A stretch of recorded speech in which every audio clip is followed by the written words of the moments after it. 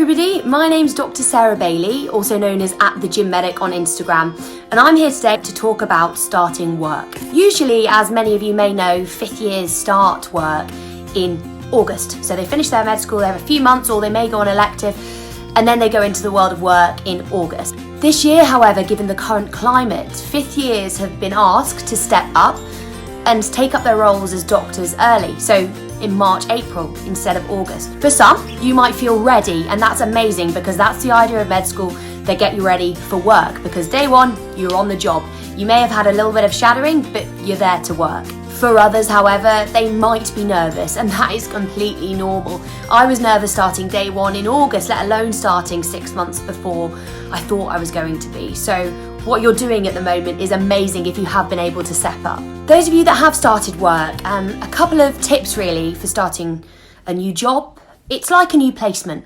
You get to know the people first. You work out what you're doing on the job and what's needed of you. As far as I'm aware, most medical students that are stepping up from 5th years to working are working 9 till 5. They're not expected to work on calls. They're not expected to work overnight. So I think that should be reassuring for many of you. Make sure that you've got contracts, you've been given an induction, and you feel like you're appropriately supported, perhaps with a supervisor.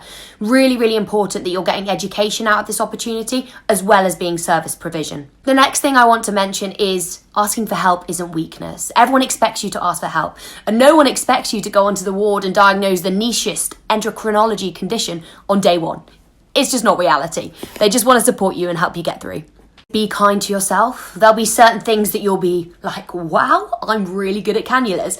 And then you might be like, I'm actually not very good at ABGs. And that's difficult, but it will come with time, and just keep being positive, keep practicing, and keep asking seniors for help. Taking advice from peers will make you so much better as a communicator, doing clinical skills, and as a doctor. You'll find when you start work that you're working with a group of doctors who have also started at the same grade as you, and that's really exciting. You're going through the same things, you're learning the same things, and you can share experiences. And also, I'm pretty sure they'll be lifelong friends, because certainly I keep in contact with loads of the people that I did my F1 with. Another thing I would say is this is an extra bit of learning that you're going to do before you're going into your foundation years, which will be invaluable.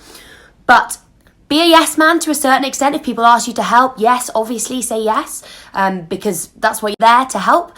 But also look at your barriers, look at your boundaries, look what you can safely do. If you can't safely do something, please ask. It's really important to ask for help, like I've mentioned before.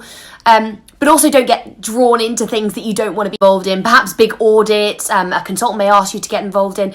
And if it's too much, just politely say no and explain you've just started, you're just trying to get your feet, and perhaps down the line you may be in a place to help. One of the big things I really talk about during the times when I'm on the panel at the Where's Next Step events is work-life balance. It's so easy to get drawn in and lost in medicine, and it's really important we're committed. We are committing our lives to a certain extent, certainly the next couple of years, to the NHS.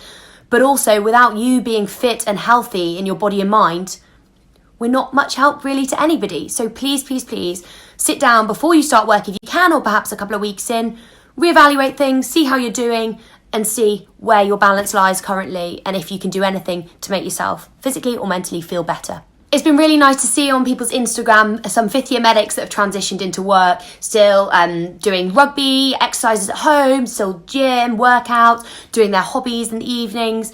Obviously we're on lockdown, so we can't be going out and doing lots of different things like that. But you can do so much self-care at home and keeping yourself fit and healthy.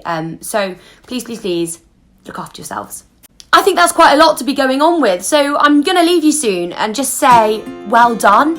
You've got to the end of med school. That's amazing. Also, thank you so much from all of us in the NHS. You'll be fab. Look after yourselves. If you need anything, ask your seniors. Go! If you want to learn more about me, please head over to @thegym_medic, and I post about being a doctor, about health and fitness, and also open to new content. What do you want to hear? Come and find me over there, and I'll see what I can do.